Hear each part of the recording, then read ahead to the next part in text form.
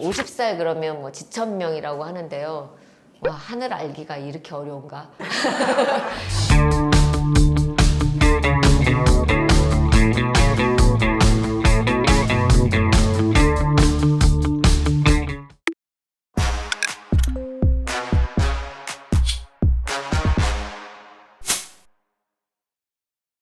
저희가 왜 이제 저녁 자리나 친구들하고 얘기해 보면 난 매덕 모이면 나 은퇴할 거야 이런 얘기 되게 많이 하잖아요. 굉장히 많이 하죠. 근데 은퇴를 한다는 거가 그렇게 쉬운 일만은 아니다라는 생각을 했어요. 풀타임 잡을 떠나면서 해결해야 되겠더라고요. 은퇴를 한다면 첫 번째는 경제적인 거. 사실 월급장애로 정말 수십 년을 산 사람은 매달 들어오는 게 없으면 사람이 인색해지고 박해지고 불안해요. 정말 돈 쓰는 거 약간 바들바들 떨리고 예를 들면은 뭐 10불짜리 살 거 뭐 싼 거 없나. 근데 그것도 바라보는 자신이 너무 초라해지기도 하잖아요. 그래서 이번 아르바이트를 하면서 느낀 거는 미국 기준으로 2,000불 정도를 제가 벌면 은퇴를 하더라도 좀 경제적으로 좀 초라하지 않고 사람들한테 베풀면서 살 수 있겠다는 생각을 했어요.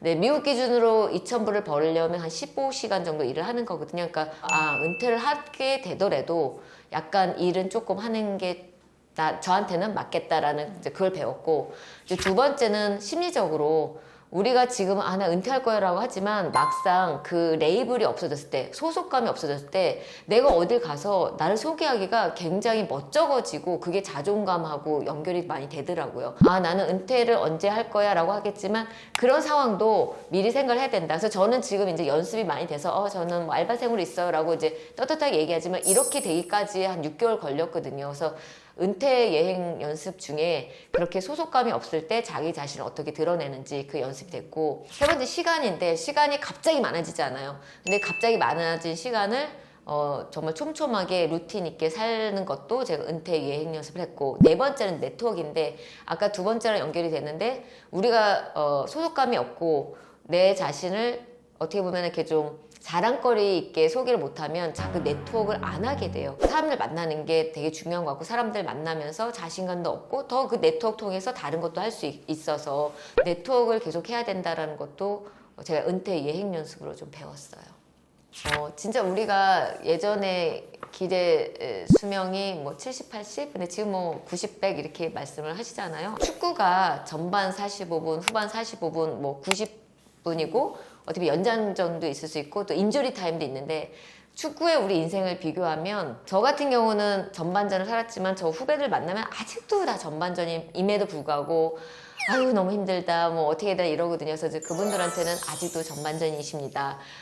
축구에서 대부분의 승패는 후반전에서 납니다. 이런 얘기를 많이 해요. 그리고 또 연장전도 있고, 저 같은 경우도 50대 아직 후반전이지만 앞부분인 거예요. 그래서 우리 아직도 갈 길 남았고 지금 당장 좀 삐걱거리고 힘들고 해도 아직도 후반의 전반이다. 앞으로 갈 게 정말 많다. 결정나는 거는 오히려 뒤에 있다라고 생각하니까 조금은 더 활기차게 살게 되는 것 같아요.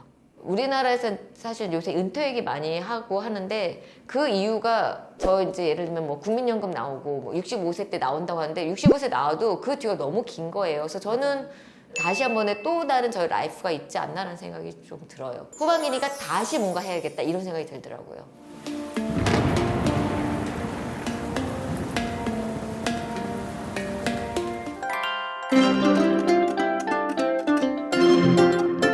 제가 이 제목을 맨 처음에 생각을 하고서는 너무 낚시성 아닌가라는 생각을 했는데, 사실 낚시성이라는 게 하나도 없는 정말 리얼 순도 100%고요.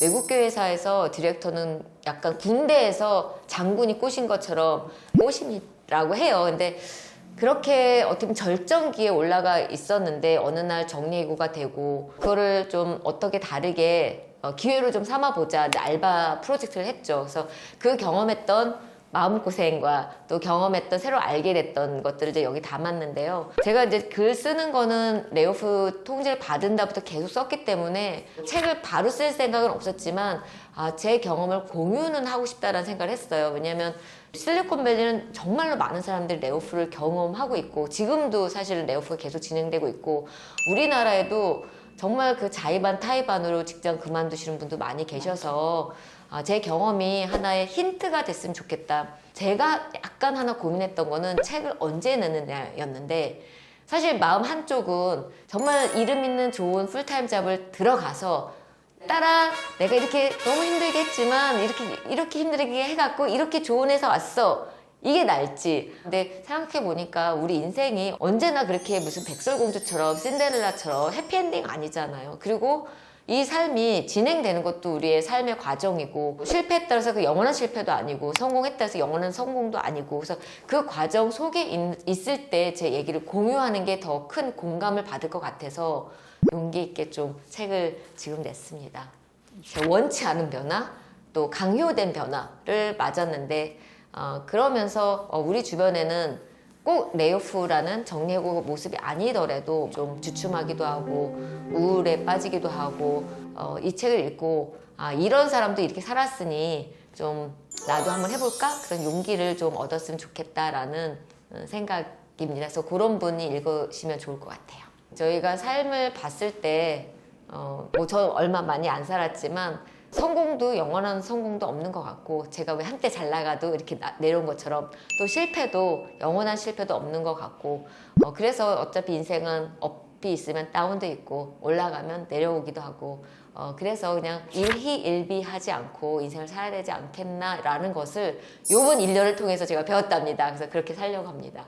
책을 쓸 때는 원망도 있었고 화도 있었는데 이걸 다 마무리하는 입장에서 봤을 때는 구글이 날 놓아줘서 이 책도 쓰게 됐구나 이런 경험을 가졌구나 라는 생각이 들어서 마지막 책 엔딩은 구글 날 놓아줘서 고마워 였어요. 그래서 제가 아까 왜 남자친구처럼 내가 이 남자를 찾려고 했는데 이 남자가 왜 차 막 이랬는데 그래 찾아줘서 고맙다. 내가 못 찾을 수도 있겠다 라는 생각에 네. 찾아줘서 고마워.